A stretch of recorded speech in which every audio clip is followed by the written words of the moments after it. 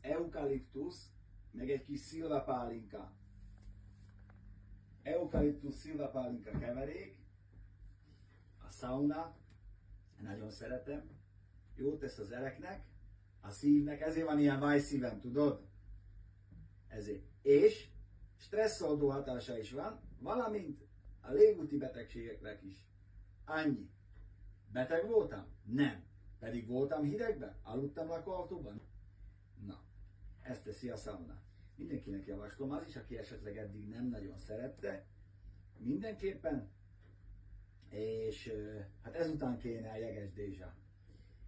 Úgyhogy Zsoltikám, készüljék, mert ez most már meg lesz.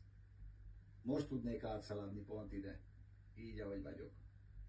Mert most ki kell mennem, vagy beállni a hideg zuhany alá. Mennyivel jobb lenne egy jeges dézsa, így nyakig, mi?